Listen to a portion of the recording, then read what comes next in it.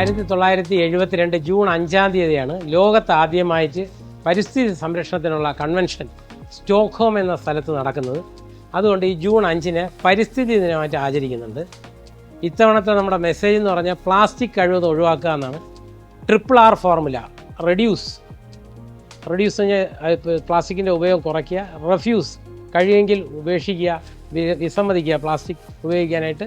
മൂന്നാമത്തെ റീസൈക്കിൾ, അതിനെ കഴിവതും വീണ്ടും ഉപയോഗിക്കാൻ, ഒരിക്കൽ ഉപയോഗിച്ച പ്ലാസ്റ്റിക് വീണ്ടും ഉപയോഗിക്കാൻ കഴിയുന്ന രീതിയിൽ പ്ലാസ്റ്റിക്കിനെ ഉപയുക്തമാക്കുക. പിന്നെ ഇപ്പോൾ പറഞ്ഞ റീതിങ്ക് എന്ന് പറഞ്ഞൊരെണ്ണം വരുന്നുണ്ട്.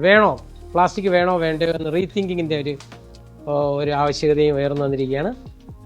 പിന്നെ എന്തായാലും പ്ലാസ്റ്റിക് ഫ്രീ ആയ ഒരു ക്യാമ്പസാണ്, പ്ലാസ്റ്റിക് ഫ്രീ ആയിട്ടുള്ള ഒരു ചുറ്റുപാടാണ് നിയമസഭയെ ആഗ്രഹിക്കുന്നത്.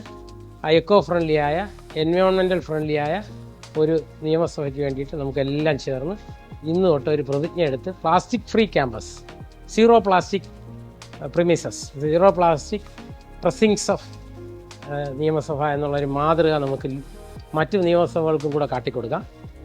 എല്ലാവർക്കും ഒരു പരിസ്ഥിതി സൗഹൃദമായ ദിനങ്ങളാവട്ടെ വരുന്നത് എന്ന് ആശംസിച്ചുകൊണ്ട് നിർത്തുന്നു. നന്ദി.